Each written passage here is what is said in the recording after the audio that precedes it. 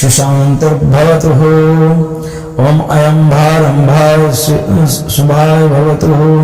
ओम यथासेव्यं यथासेव्यं यथासेव्यं श्री शिवपुराण कथा सेव्यं यथासेव्यं यथासेव्यं श्री शाम्ब सदाशिव सेव्यं।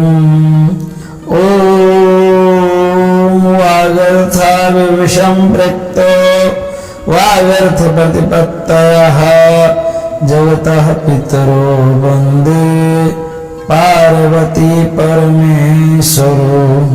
करचरण कृतं वा कायजं कर्मजं वा श्रवणनयनजं वा मानसं वा पराधं विहितमविहितं वा सर्वमेतत्क्षमस्व। जय जय जय करुणाब्धे श्री महादेव शंकर शंभो।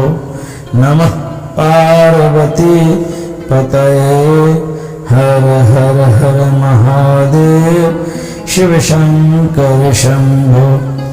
ओम नारायणं नमस्कृत्य नरं चैव नरोत्तमं देवीं सरस्वतीं चैव ततो जयमुदीरयेत्। एक बार प्रेम शोले गणेश भगवान की जय, सरस्वती माता की जय, वेद माता गायत्री की जय, शंकर भगवान की जय, यज्ञ पुरुष भगवान की जय। जय जय श्री सीताराम महाराज की जय। ओम गुरुर्ब्रह्मा गुरुर्विष्णु गुरुर्देवो महेश्वरः गुरु साक्षात् परं ब्रह्म तस्मै श्री गुरुवे नमः। ओम सशंख चक्रं सकिरीटकुण्डलं सपीतवस्त्रं सरसीरुहेक्षणं सहारवक्षस्थलकौस्तुभश्रियं नमामि विष्णुं शिरसा चतुर्भुजं।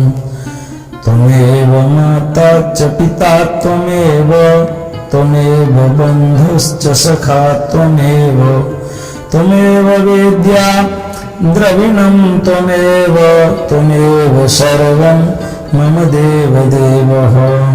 श्री शिव के द्वारा गोलोक धाम में श्री विष्णु का गोपदेश के पदम अभिषेक तथा उनके प्रति प्रणाम का प्रसंग सुनाकर श्री राम का सती के मन का संदेह दूर करना, सती का शिव के द्वारा मानसिक त्याग। श्री राम बोले, देवी प्राचीन काल में एक समय परम सृष्टा भगवान शंभु ने अपने परात्पर धाम में विश्वकर्मा को बुलाकर उनके द्वारा अपनी गौशाला में एक रमणीय भवन बनवाया जो बहुत ही विस्तृत था। उसमें एक श्रेष्ठ सिंहासन का भी निर्माण कराया। उस सिंहासन पर भगवान शंकर ने विश्वकर्मा द्वारा एक छत्र बनवाया जो बहुत ही दिव्य, सदा के लिए अद्भुत और परम उत्तम था। तत्पश्चात उन्होंने सब ओर से इंद्र आदि देवगणों, सिद्धों, गंधर्वों, नागादिकों तथा संपूर्ण उपदेशों को भी शीघ्र वहां बुलवाया। समस्त वेदों और आगमन को पुत्रों सहित ब्रह्मा जी को, मुनियों को तथा अप्सराओं सहित समस्त देवियों को जो नाना प्रकार की वस्तुओं से संपन्न थी आमंत्रित किया। उनके सिवा देवताओं, ऋषियों, सिद्धों और नागों की 16 कन्याओं को भी बुलवाया जिनके हाथों में मांगलिक वस्तुएं थी। उन्हें बीना, मृदंग आदि नाना प्रकार के वाद्यों को बजाकर सुंदर गीतों द्वारा महान उत्सव रचाया। संपूर्ण औषधियों के साथ राज्याभिषेक के योग्य द्रव्य एकत्र किए गए। प्रत्यक्ष तीर्थों के जलों से भरे हुए 5 कलश भी मंगवाए गए। इनके सिवा और भी बहुत ही सी दिव्य सामग्रियों को भगवान शंकर ने अपने पार्षदों द्वारा मंगवाया और वहां ऊंच स्वर से वेद मंत्रों का घोष करवाया, यानी घोषणा करवाया। देवी भगवान विष्णु की पूर्ण शक्ति से महेश्वर देव सदा प्रसन्न रहते थे, इसीलिए उन्होंने प्रीति युक्त हृदय से श्री हरि को वैकुंठ से बुलवाया और शुभ मुहूर्त में श्री हरि को उस श्रेष्ठ सिंहासन पर बिठाकर महादेव जी ने स्वयं ही प्रेम पूर्वक उन्हें सब प्रकार के आभूषणों से विभूषित किया। उनके मस्तक पर मनोहर मुकुट बांधा गया और उनसे मंगल कौतुक कराए गए। यह सब हो जाने के बाद महेश्वर ने स्वयं ब्रह्मांड मंडलों में श्री हरि का अभिषेक किया और उन्हें अपना वह सारा ऐश्वर्य प्रदान किया जो दूसरों के पास नहीं था। तदंतर स्वतंत्र ईश्वर भक्त वत्सल समूह ने श्री हरि का स्तवन किया और अपनी पराधीनता भक्त परस्वता को सर्वत्र प्रसिद्ध करते हुए वे लोककर्ता ब्रह्मा से इस प्रकार बोले। महेश्वर ने कहा, लोकेश, आज से मेरी आज्ञा के अनुसार ये विष्णु हरि स्वयं मेरे वंदनीय हो गए। इस बात को सभी सुन रहे हैं। तात यह संपूर्ण देवता आदि के साथ इन श्री हरि को प्रणाम करो और ये वेद मेरी आज्ञा से मेरी ही तरह इन श्री हरि का वर्णन करें। श्री रामचंद्र जी कहते हैं, देवी भगवान विष्णु की शिव शक्ति और शिव भक्ति देखकर प्रसन्नचित हुए वरदायक भक्त वत्सल रुद्रदेव ने उपर्युक्त बात कहकर स्वयं ही श्री गुरु ध्वज को प्रणाम किया। तदंतर ब्रह्मा आदि देवताओं, मुनियों और सिद्ध आदि ने भी उस समय श्री हरि की वंदना की। इसके बाद अत्यंत प्रसन्न हुए भक्त वत्सल महेश्वर ने देवताओं के समक्ष श्री हरि को बड़े बड़े वर प्रदान किए। महेश बोले, हरे, तुम मेरी आज्ञा से संपूर्ण लोकों के कर्ता पालक और संहारक हो धर्म अर्थ और काम के दाता तथा दुर्नीति अथवा अन्याय करने वाले दुष्टों को दंड देने वाले हो। महान बल पराक्रम से संपन्न जगत पूज्य जगदीश्वर बने रहो। समरागन में तुम कहीं भी जीते नहीं जा सकोगे, मुझसे भी तुम कभी पराजित नहीं होगे। तुम मुझसे मेरी दी हुई 3 प्रकार की शक्तियां ग्रहण करो। एक तो इच्छा आदि की सिद्धि, दूसरी नाना प्रकार की लीलाओं को प्रकट करने की शक्ति और तीसरी तीनों लोकों में नित्य स्वतंत्रता रहे। हरे, जो तुमसे द्वेष करने वाले हैं वे निश्चय ही मेरे द्वारा प्रयत्न पूर्वक दंडनीय होंगे। विष्णु, मैं तुम्हारे भक्तों को उत्तम मोक्ष प्रदान करूंगा। तुम इस माया को भी ग्रहण करो जिसका निवारण करना देवता आदि के लिए भी कठिन है तथा जिससे मोहित होने पर यह विश्व जड़ रूप हो जाएगा। हरे, तुम मेरी बाईं भुजा हो और विधाता दाहिनी भुजा है। तुम इन विधाता के भी उत्पादक हो और पालक हो।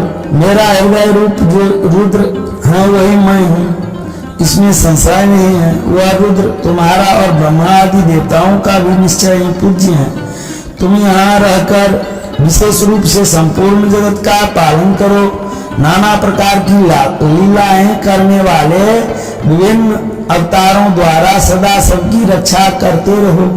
मेरे निश्चय और चिन्मय धाम में तुम्हारा जो यह परम वैभवशाली और अत्यंत उज्जवल स्थान है वह गोलोक नाम से विख्यात होगा।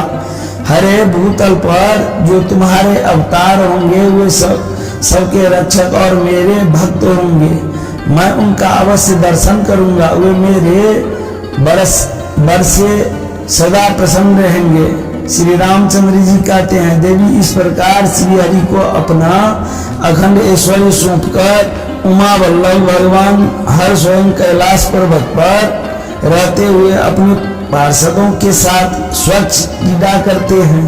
तभी से भगवान लक्ष्मीपति वहां गोवेश धारण करके आए और गोपी तथा गायों के अधिपति होकर बड़ी प्रसन्नता के साथ रहने लगे। वे श्री विष्णु प्रसन्नचित हो समस्त जगत की रक्षा करने लगे। वे शिव की आज्ञा से नाना प्रकार के अवतार ग्रहण करके जगत का पालन करते हैं। इस समय वे ही श्री हरि भगवान शंकर की आज्ञा से 4 भाइयों के रूप में अवतीर्ण हैं। उन 4 भाइयों में सबसे बड़ा मैं राम हूँ, दूसरे भरत हैं, तीसरे लक्ष्मण हैं और चौथे भाई शत्रुघ्न हैं। देवी मैं पिता की आज्ञा से सीता और लक्ष्मण के साथ वन में आया था। यहाँ किसी निशाचर ने मेरी पत्नी सीता को हर लिया है और मैं विरही होकर भाई के साथ इस वन में अपनी प्रिया का अन्वेषण करता हूँ। जब आपका दर्शन प्राप्त हो गया तब सर्वथा मेरा कुशल मंगल ही होगा। माँ सती, आपकी कृपा से ऐसा होने में कोई संदेह नहीं है। हे देवी, निश्चय ही आपकी ओर से मुझे सीता की प्राप्ति विषयक वर प्राप्त होगा। आपके अनुग्रह से उस दुख देने वाले पापी राक्षस को मारकर मैं सीता को अवश्य प्राप्त करूंगा। आज मेरा महान सौभाग्य है जो आप दोनों ने मुझ पर कृपा की, जिस पर आप दोनों दयालु हो जाएं। वह पुरुष धन्य और श्रेष्ठ है। इस प्रकार वही सी बातें कहकर कल्याणमयी सती देवी को प्रणाम करके रघुकुल शिरोमणि श्री राम उनकी आज्ञा से उस वन में विचरने लगे। पवित्र हृदय वाले श्री राम की यह बात सुनकर सती मन ही मन से भक्ति परायण रघुनाथ जी की प्रशंसा करती हुई बहुत प्रसन्न हुई, पर अपने कर्म को याद करके उनके मन में बड़ा शोक हुआ। उनकी अंग कांति फीकी पड़ गई। वे उदास होकर शिव जी के पास लौटी। बाहर में जाती हुई देवी सती बारंबार चिंता करने लगी कि मैं भगवान शिव की बात नहीं मानी और श्री राम के प्रति कुत्सित बुद्धि कर ली। अब शंकर जी के पास जाकर उन्हें क्या उत्तर दूंगी। इस प्रकार बारंबार विचार करके उन्हें उस समय बड़ा पश्चाताप हुआ। शिव के समीप जाकर सती ने उन्हें मन ही मन प्रणाम किया। उनके मुख पर विषाद छा रहा था। वे शोक से व्याकुल और निस्तेज हो गई थी। सती को दुखी देखकर भगवान हर ने उनका कुशल समाचार पूछा और प्रेम पूर्वक कहा, तुमने किस प्रकार परीक्षा ली। उनकी यह बात सुनकर सती मस्तक झुकाए उनके पास खड़ी हो गई। उनका मन शोक और विषाद में डूबा हुआ था। भगवान महेश्वर ने ध्यान लगाकर सती का सारा चरित्र जान लिया और उन्हें मन से त्याग दिया। वेद धर्म का प्रतिपालन करने वाले परमेश्वर शिव ने अपनी पहले की हुई प्रतिज्ञा को नष्ट नहीं होने दिया। सती का मन से त्याग करके वे अपने निवास भूत कैलाश पर्वत पर चले गए।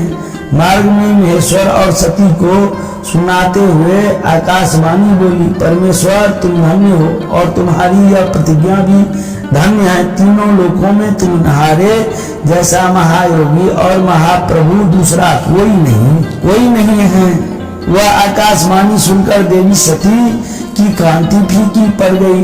उन्होंने भगवान शिव से पूछा, नाथ मेरे परमेश्वर, आपने कौन सी प्रतिज्ञा की है, बताइए। सती के इस प्रकार पूछने पर भी उनका हित चाहने वाले प्रभु ने पहले अपने विवाह के विषय में भगवान विष्णु के सामने जो प्रतिज्ञा की थी उसे नहीं बताया। उन्हें उस समय सती ने अपने प्राण वल्लभ पति भगवान शिव का ध्यान करके उस समस्त कारण को जान लिया जिससे उनके प्रिय तम ने उन्हें त्याग दिया था। समूह ने मेरा त्याग कर दिया। इस बात को जानकर दक्ष कन्या सती शीघ्र ही अत्यंत शोक में डूब गई और बारंबार सिसकने लगी। सती के मनोभाव को जानकर शिव जी ने उनके लिए जो प्रतिज्ञा की थी उसे गुप्त ही रखा और वे दूसरी बहुत सी कथाएं कहने लगे। नाना प्रकार की कथाएं कहते हुए वे सती के साथ कैलाश पर जा पहुंचे और श्रेष्ठ आसन पर स्थित हो चित्त वृत्तियों के निरोध पूर्वक समाधि लगा अपने स्वरूप का ध्यान करने लगे। सती मन में अत्यंत विषाद ले अपने उस धाम में रहने लगी। उन्हें शिवा और शिव के उस चरित्र को कोई नहीं जानता था। महामुनि स्वेच्छा से शरीर धारण करके लोक लीला का अनुसरण करने लगे। उन दोनों प्रभुओं का इस प्रकार वहां रहते हुए दीर्घ काल तक व्यतीत हो गया। तपश्चात उत्तम लीला करने वाले महादेव जी ने ध्यान तोड़ा। यह जानकर जगदम्बा सती वहां आई और उन्होंने व्यथित हृदय से शिव के चरणों में प्रणाम किया। उदार चेता समूह ने उन्हें अपने सामने बैठने के लिए आसन दिया और बड़े प्रेम से बहुत सी मनोरम कथाएं कही। उन्होंने वैसी ही लीला करके सती के शोक को तत्काल दूर कर दिया। वो पूर्ववत सुखी हो गई। फिर भी शिव ने अपनी प्रतिज्ञा को नहीं छोड़ा। तात परमेश्वर शिव के विषय में यह कोई आश्चर्य की बात नहीं समझनी चाहिए। मुनि लोग शिवा और शिव की ऐसी ही कथा कहते हैं। कुछ मनुष्य उन दोनों में वियोग मानते हैं, परंतु उनमें वियोग कैसे संभव है? शिवा और शिव के चरित्र को वास्तविक रूप से कोई जानता है। वे दोनों सदा अपनी इच्छा से खेलते और भांति भांति की लीलाएं करते हैं।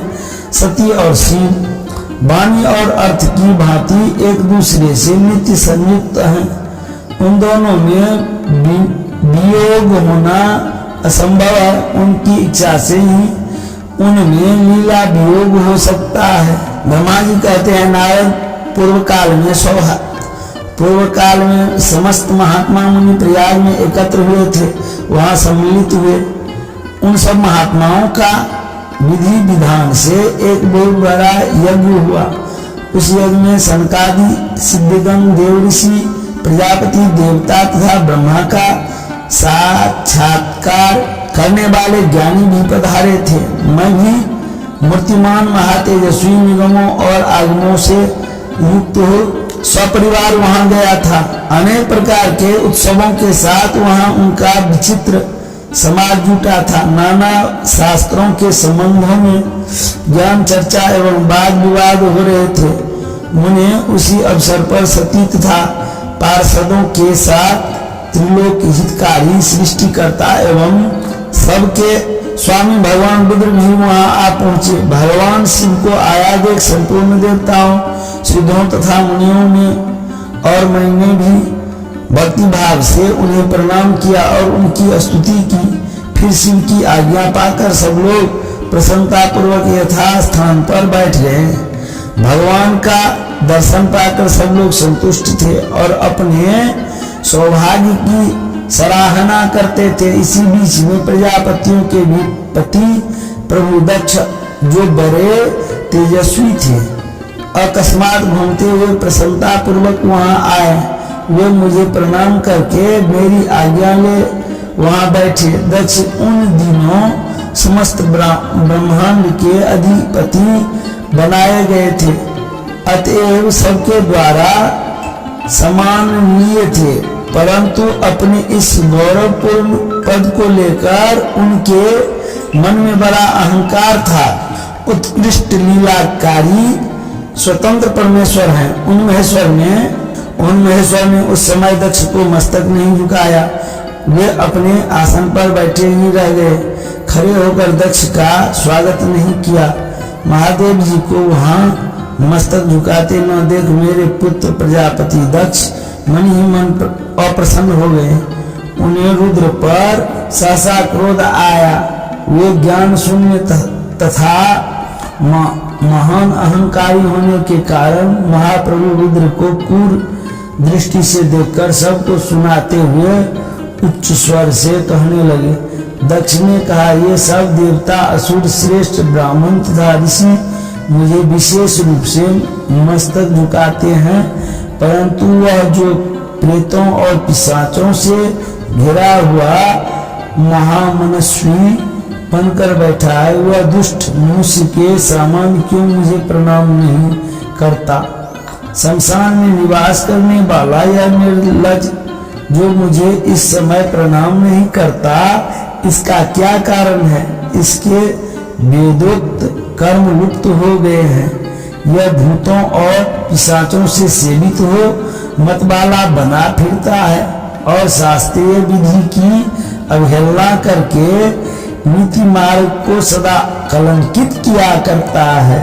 इसके साथ रहने वाले या इसका अनुसरण करने वाले लोग पाखंडी, दुष्ट, पापाचारी तथा ब्राह्मण को देखकर उदंडता पूर्वक उसकी निंदा करने वाले होते हैं। यह स्वयं ही स्त्री में आसक्त रहने वाला तथा रति कर्म में ही दक्ष है, अतः मैं इसे साथ देने को उद्यत हुआ हूँ।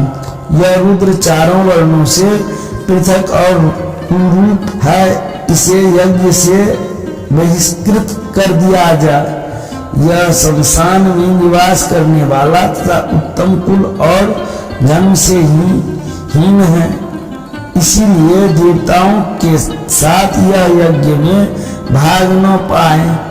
ब्रह्मा जी कहते हैं, नारद दक्ष की कही हुई यह बात सुनकर भृगु आदि बहुत से महर्षि रुद्रदेव को दुष्ट मानकर देवताओं के साथ उनकी निंदा करने लगे। दक्ष की बात सुनकर नंदी को बड़ा क्रोध हुआ, उनके नेत्र चंचल हो उठे और वे दक्ष को शाप देने के विचार से तुरंत इस नंदीश्वर ने कहा, अरे महामूढ़ दुष्ट बुद्धि, अरे महादुष्ट दुष्ट बुद्धि सठ दक्ष। देवू भैया कही चल खेल भैया की कर दिन मनी खेल। नंदीश्वर ने कहा, अरे दुष्ट, नंदीश्वर ने कहा, अरे महामूढ़ दुष्ट बुद्धि सठ दक्ष, तूने मेरे स्वामी महेश्वर को यज्ञ से बहिष्कृत क्यों कर दिया? जिनके स्मरण मात्र से यज्ञ सफल और तीर्थ पवित्र हो जाते हैं, उन्हीं महादेव जी को तूने शाप कैसे दे दिया? दुर्बुद्धि दक्ष, तूने ब्राह्मण जाति की चपलता से प्रेरित हो इन रुद्र देव को व्यक्ति शाप दे डाला है। महाप्रभु रुद्र सर्वथा निर्दोष हैं, तथापि तूने व्यक्ति ही उनका उपहास किया है।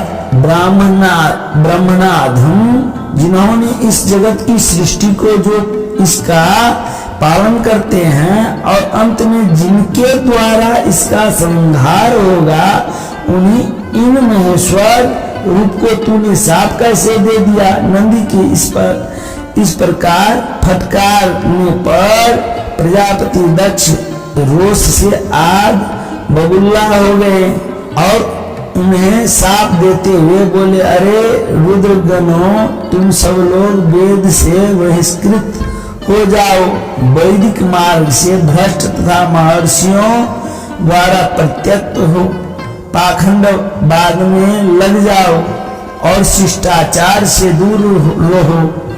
सिर पर जटा और शरीर में भस्म एवं हड्डियों के आभूषण धारण करके मद्यपान में आसक्त रहो। जब दक्ष ने शिव के पार्षदों को इस प्रकार शाप दे दिया, तब उस शाप को सुनकर शिव के प्रिय भक्त नंदी अत्यंत रोष के वशीभूत हो गए। शीलाद पुत्र नंदी भगवान शिव के प्रिय पार्षद और तेजस्वी हैं। वे गर्व से भरे हुए महादुष्ट दक्ष को तत्काल इस प्रकार उत्तर देने लगे। नंदीश्वर ने बोले, अरे सठ दुर्बुद्धि दक्ष, तुझे शिव के तत्व का बिल्कुल ज्ञान नहीं है, अतः तूने शिव के पार्षदों को व्यर्थ ही साथ दिया है।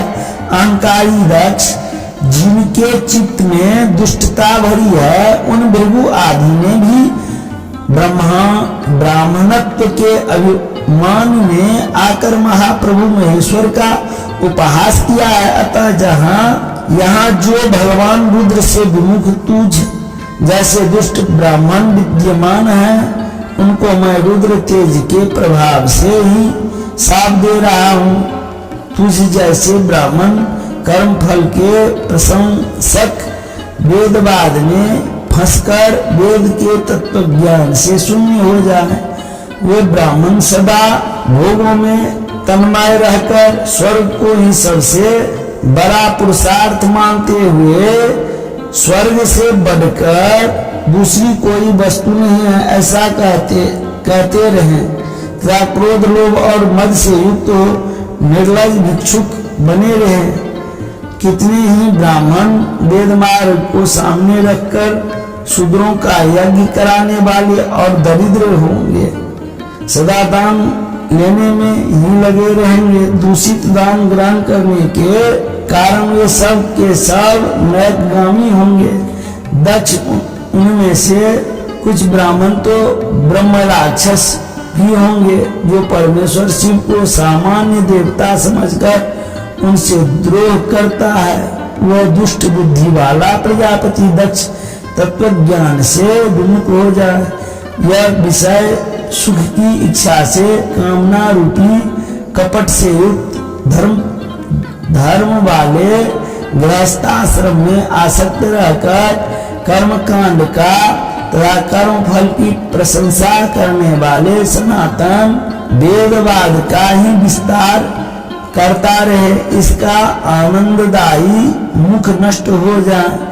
यह आत्मज्ञान को भूलकर पशु के समान हो जाए तथा यह दक्ष कर्म भ्रष्ट हो शीघ्र ही बकरे के मुख से युक्त हो जाए। इस प्रकार कुपित हुए नंदी ने जब ब्राह्मणों को और दक्ष ने महादेव जी को श्राप दिया तब वहां महान हाहाकार मच गया। नारद मैं वेदों का प्रतिपादक होने के कारण शिव तत्व को जानता हूँ, इसीलिए दक्ष का वह शाप सुनकर मैंने बारंबार उसकी तथा भृगु आदि ब्राह्मणों की भी निंदा की। सदाशिव महादेव जी भी नंदी की वह बात सुनकर हंसते हुए से मधुर वाणी में बोले। वे नंदी को समझाने लगे। सदाशिव ने कहा, नंदी मेरी बात सुनो, तुम तो परम ज्ञानी हो, तुम्हें क्रोध नहीं आना चाहिए। तुमने भ्रम से यह समझकर कि मुझे शाप दिया गया व्यर्थ ब्राह्मण कुल को शाप दे डाला। वास्तव में मुझे किसी का शाप छू ही नहीं सकता, अतः तुम्हें उत्तेजित नहीं होना चाहिए। वेद मंत्राक्षरमय और सुक्तमय हैं। उसके प्रत्येक सूक्त में समस्त देहधारियों के आत्मा परमात्मा प्रतिष्ठित है, अतः उन मंत्रों के ज्ञाता नित्य आत्मवेता है। इसीलिए तुम बस उन्हें शाप न दो। किसी की बुद्धि कितनी ही दूषित क्यों न हो, वह कभी वेदों को शाप नहीं दे सकता। इस समय मुझे शाप नहीं मिला है, इस बात को तुम्हें ठीक ठीक समझना चाहिए। महामते, तुम सनकादि सिद्धों को भी तत्वज्ञान का उपदेश देने वाले हो, अतः शांत हो जाओ। मैं ही यज्ञ हूँ, मैं ही यज्ञ कर्म हूँ, मैं ही यज्ञ हूँ, मैं ही यज्ञ कर्म हूँ। यज्ञों के अंगभूत समस्त उपकरण भी मैं ही हूँ। यज्ञ की आत्मा मैं ही हूँ। यज्ञ परायण यजमान भी मैं हूँ और यज्ञ से बहिष्कृत भी मैं ही हूँ। यह कौन तुम कौन, यह कौन तुम कौन और ये कौन, वास्तव में सब मैं ही हूँ। तुम अपनी बुद्धि से इस बात का विचार करो। तुमने ब्राह्मणों को व्यर्थ ही शाप दिया है। महामते नंदिन, तुम तत्व ज्ञान के द्वारा प्रपंच रचना का वाद करके आत्मनिष्ठ ज्ञानी एवं क्रोध आदि से शून्य हो जाओ। ब्रह्मा जी कहते हैं, नारद भगवान शंभु के इस प्रकार समझाने पर नंदी के स्वर विवेक परायण हो क्रोध रहित एवं शांत हो गए। भगवान शिव भी अपने प्राण प्रिय पार्षद नंदी को शीघ्र ही तत्व का बोध कराया। प्रमथ गणों के साथ वहां से प्रसन्नता पूर्वक अपने स्थान को चल दिए। इधर रोषावेश से युक्त दक्ष भी ब्राह्मणों से घिरे हुए अपने स्थान को लौट गए, परंतु उनका चित्त शिवद्रोह में ही तत्पर था। उस समय रुद्र को शाप दिए जाने की घटना का स्मरण करके दक्ष सदा महान रोष से भरे रहते थे। उनकी बुद्धि पर मूढ़ता छा गई थी।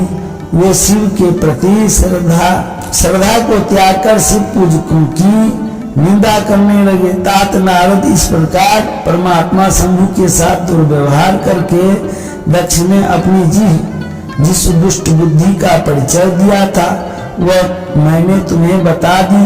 अब तुम उनकी पराकाष्ठा को पहुंची हुई दुर्बुद्धि का वृतांत सुनो, मैं बता रहा हूँ। इतना सब करने पर भी दुरात्मा दक्ष ने उस यज्ञ में भगवान शंभु को नहीं आमंत्रित किया। उनकी दृष्टि में कपालधारी होने के कारण वे निश्चय ही यज्ञ में भाग पाने योग्य नहीं थे।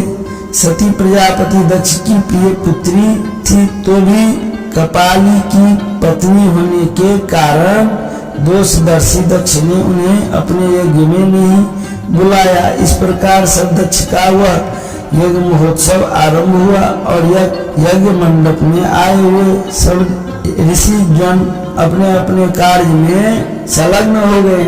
उस समय वहां भगवान शंकर को उपस्थित न देख शिव भक्त दधीची का चित्त अत्यंत उद्विग्न हो उठा और वे यों बोले। दधीची ने कहा, मुख्य देवताओं तथा महर्षियों, आप सब लोग प्रशंसा पूर्वक मेरी बात सुने। इस यज्ञ महोत्सव में भगवान शंकर नहीं आए हैं, इसका क्या कारण है? यद्यपि ये देवेश्वर बड़े बड़े मुनि और लोकप्रिय पधारे हैं, तथापि उन महात्मा पिनाक पानी शंकर के बिना यह यज्ञ अधिक शोभा नहीं पा रहा है। बड़े बड़े विद्वान कहते हैं कि मंगलमय भगवान शिव की कृपा दृष्टि से ही समस्त मंगल कार्य संपन्न होते हैं। जिनका ऐसा प्रभाव है वे पुराण पुरुष वृषभध्वज परमेश्वर श्री नीलकंठ यहाँ क्यों नहीं दिखाई दे रहे हैं? दक्ष जिनके संपर्क में आने पर अथवा जिनके स्वीकार कर लेने पर अमंगल भी मंगल हो जाते हैं, तथा जिनके 15 नेत्रों से देखे जाने पर बड़े बड़े नगर तत्काल मंगलमय हो जाते हैं, उनका इस समय यज्ञ में पदार्पण होना अत्यंत आवश्यक है। इसीलिए तुम्हें स्वयं ही परमेश्वर शिव को यहाँ शीघ्र बुलाना चाहिए, अथवा ब्रह्मा प्रभावशाली भगवान विष्णु देवराज इंद्र लोकपालों गणों ब्राह्मणों और सिद्धों की सहायता से सर्वथा प्रयत्न करके इस समय यज्ञ की पूर्ति के लिए तुम्हें भगवान शंकर को यहाँ ले आना चाहिए। आप सब लोग उस स्थान पर जाएं जहाँ परमेश्वर देव महेश्वर देव विराजमान है। वहाँ से दक्षिणनंदिनी सती के साथ भगवान शंभु को यहाँ तुरंत ले आए। देवेश्वरों जगदम्बा सहित वे परमात्मा शिव यदि यहाँ आ गए तो उनसे सब कुछ पवित्र हो जाएगा। उनके स्मरण से, उनके नाम लेने से सारा कार्य पुण्यमय बन जाता है। अतः पूर्ण प्रयत्न करके भगवान ध्वज को यहाँ ले आना चाहिए। भगवान शंकर के यहाँ पदार्पण करते ही यह यज्ञ पवित्र हो जाएगा, अन्यथा यह पूरा नहीं हो सकेगा। यह मैं सत्य कहता हूँ। दधीची का यह वचन सुनकर दुष्ट बुद्धि वाले मूढ़ दक्ष ने हंसते हुए से रोष पूर्वक कहा, भगवान विष्णु संपूर्ण देवताओं के मूल हैं, जिनमें सनातन धर्म प्रतिष्ठित है। जब इनको मैंने सादर बुला लिया है, तब इस यज्ञ में क्या कमी हो? शिव की कृपा दृष्टि से क्या कमी हो सकती है? जिनमें वेद यज्ञ और नाना प्रकार के समस्त कर्म प्रतिष्ठित हैं, वे भगवान विष्णु तो यहाँ आ ही गए हैं। इनके सिवा सत्यलोक से लोक पितामह ब्रह्मा वेदों उपनिषदों और विविध आगमों के साथ यहाँ पधारे हैं। देवगणों के साथ स्वयं देवराज इंद्र का भी शुभागमन हुआ है तथा आप जैसे निष्पाप महर्षि भी यहाँ आ गए हैं। जो महर्षि यज्ञ में सम्मिलित होने के योग्य शांत और सुपात्र हैं, वेद और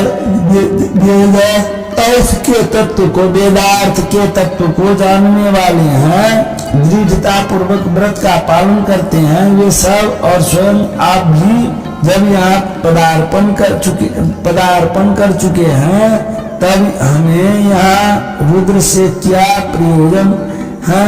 विप्रवर मैंने ब्रह्मा जी के कहने से ही अपनी कन्या रुद्र को ब्याह दी थी।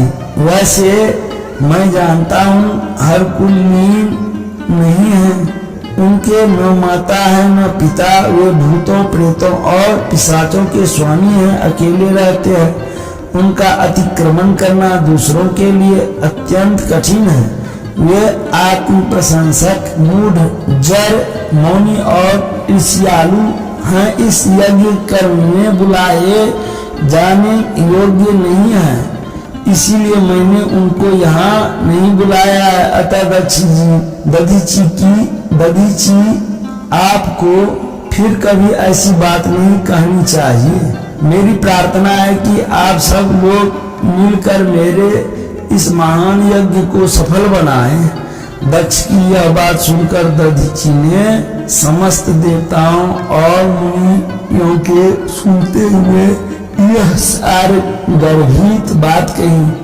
दधीची बोले, दक्ष उन भगवान शिव के बिना यह महान यज्ञ अयज्ञ हो गया। अब यह यज्ञ कहलाने योग्य ही नहीं रह गया। विशेषतः इस यज्ञ में तुम्हारा विनाश हो जाएगा। ऐसा कहकर दधीची दक्ष की यज्ञशाला से अकेले ही निकल पड़े और तुरंत अपने आश्रम को चल दिए। तदंतर जो मुख्य शिव भक्त तथा शिव के मत का अनुसरण करने वाले थे, वे भी दक्ष को वैसा ही शाप देकर तुरंत वहां से निकले और अपने आश्रमों को चले गए। मुनि व दधीची तथा दूसरे ऋषियों के उस यज्ञ मंडप में निकल जाने पर दुष्ट बुद्धि शिवद्रोही दक्ष ने उन मुनियों का उपहास करते हुए कहा। दक्ष बोले, जिन्हें शिव ही प्रिय है वे नाम मात्र के ब्राह्मण दधीची चले गए। उन्हीं के समान जो दूसरे थे वे भी मेरी आज्ञा से निकल गए। यह बड़ी शुरुआत हुई। मुझे सदा यही अभिष्ट है। देवेश देवताओं और मुनियों में सत्य कहता हूँ, जिनके चित्त की विचार शक्ति नष्ट हो गई है, जो मंद बुद्धि है और मिथ्यावाद में लगे हुए हैं, ऐसे वेद बहिष्कृत दुराचारी लोगों को यज्ञ करने त्याग ही देना चाहिए। विष्णु आदि आप सब देवता और ब्राह्मण वेदवादी हैं, अतः मेरे इस यज्ञ को शीघ्र ही सफल बनाएं। ब्रह्मा जी कहते हैं, दक्ष की यह बात सुनकर शिव की माया से मोहित हुए समस्त महादेव ऋषि उस यज्ञ में देवताओं का पूजन और हवन करने लगे। मुनीश्वर नारद इस प्रकार उस यज्ञ को जो शाप मिला उसका वर्णन किया गया। अब यज्ञ के विध्वंस की घटना को बताया जाता है। आदर पूर्वक सुनो।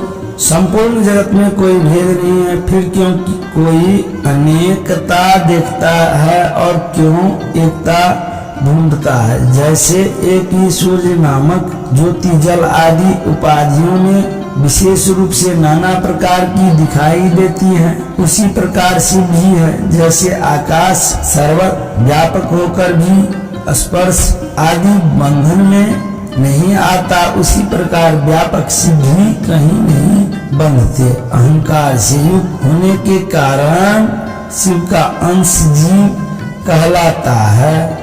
उस अहंकार से मुक्त होने पर वह साक्षात शिव ही है। कर्मों के भोग में लिप्त होने के कारण जीव तुच्छ है और निर्लिप्त होने के कारण शिव महान है। जैसे एक ही सुवर्ण आदि चांदी आदि से मिल जाने पर कर्म कीमत का हो जाता है, आदि से मिल जाने पर कम कीमत का हो जाता है, उसी प्रकार अहंकार युक्त जीव अपना महत्व खो बैठता है। जैसे क्षार आदि से शुद्ध किया हुआ उत्तम सुवर्ण आदि पूर्वक बहुमूल्य हो जाता है, उसी प्रकार संस्कार विशेष से शुद्ध होकर जीव भी शुद्ध हो जाता है। पहले सद्गुरु को पाकर भक्ति भाव से युक्त हो शिव बुद्धि से उनका पूजन और स्मरण आदि करें। गुरु में शिव बुद्धि करने से सारे पाप आदि मल शरीर से निकल जाते हैं। उस समय अज्ञान नष्ट हो जाता है और मनुष्य ज्ञानवान हो जाता है। उस अवस्था में अहंकार मुक्त निर्मल बुद्धि वाला जीव भगवान शंकर के प्रसाद से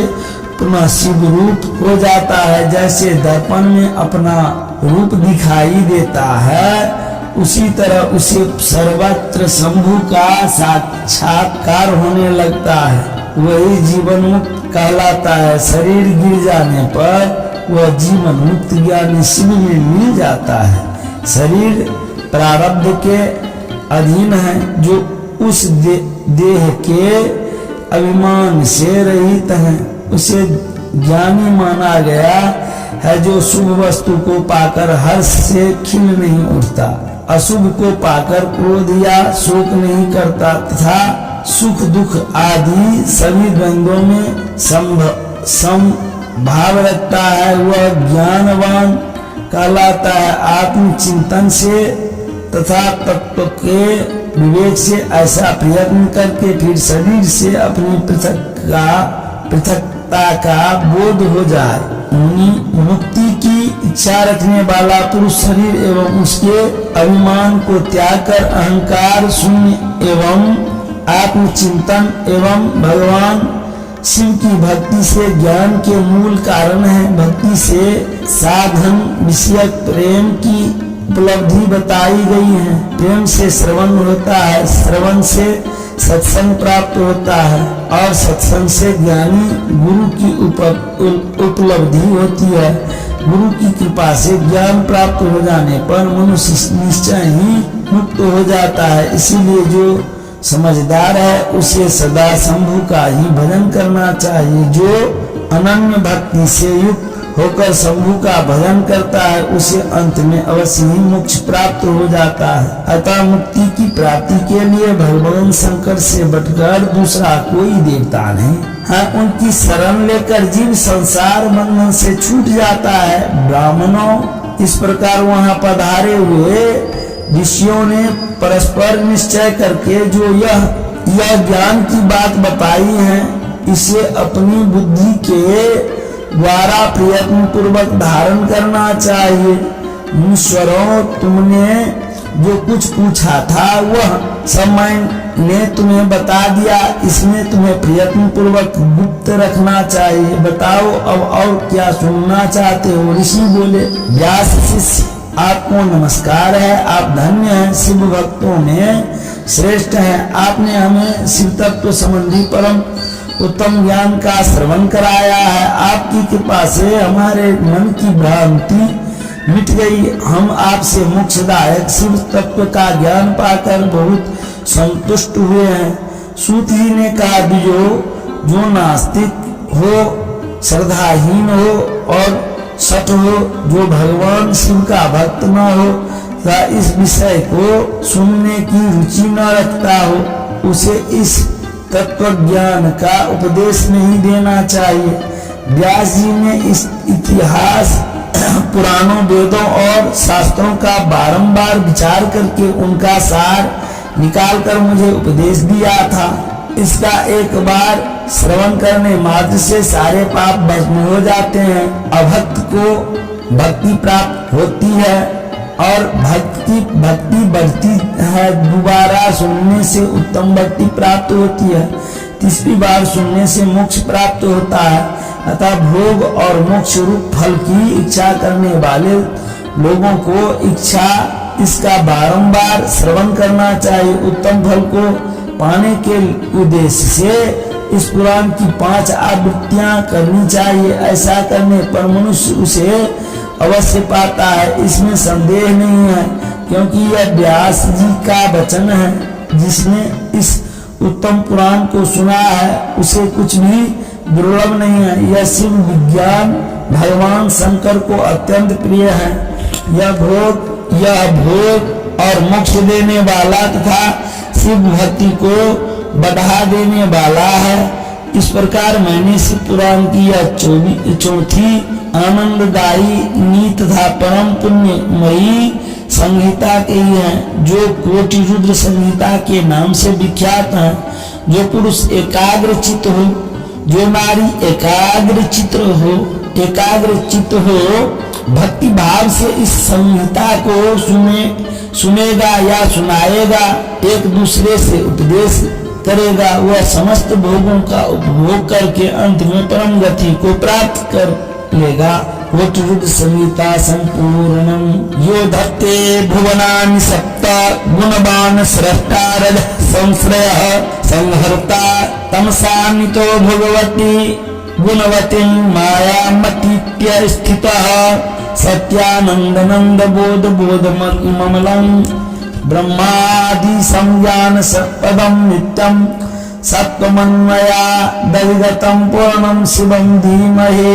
हरे ओम एकदन्ताय विद्महे वक्रतुण्डाय धीमहि तन्नो दन्तिः प्रचोदयात्। हरे ओम महाकात्यायन्यै च विद्महे कन्याकुमार्यै च धीमहि तन्नो गौरी प्रचोदयात्। हरे ओम तत्पुरुषाय विद्महे महादेवाय धीमहि तन्नो रुद्रः प्रचोदयात्।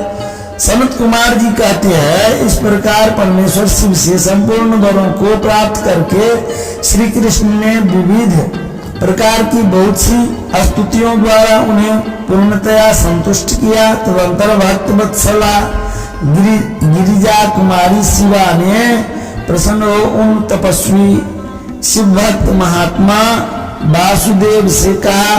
पार्वती बोली, परम बुद्धिमान वसुदेव नंदन श्री कृष्ण, मैं तुमसे बहुत संतुष्ट हूँ। अनग तुम मुझसे भी उन मनोवांछित वरों को ग्रहण करो जो भूतल पर दुर्लभ हैं। श्री कृष्ण ने कहा, देवी यदि आप मेरे इस सत्य तब से संतुष्ट है और मुझे वर दे रही हैं, तो मैं यह चाहता हूँ कि ब्राह्मणों के प्रति कभी मेरे मन में द्वेष न हो। मैं सदा द्विजों का पूजन करता रहूं। मेरे माता पिता सदा मुझसे संतुष्ट रहे। मैं जहाँ कहीं भी जाऊँ समस्त प्राणियों के प्रति मेरे हृदय में अनुकूल भाव रहे। आपके दर्शन के प्रभाव से मेरी संतति उत्तम हो। मैं सैकड़ों यज्ञ करके इंद्र आदि देवताओं को तृप्त करूंगा।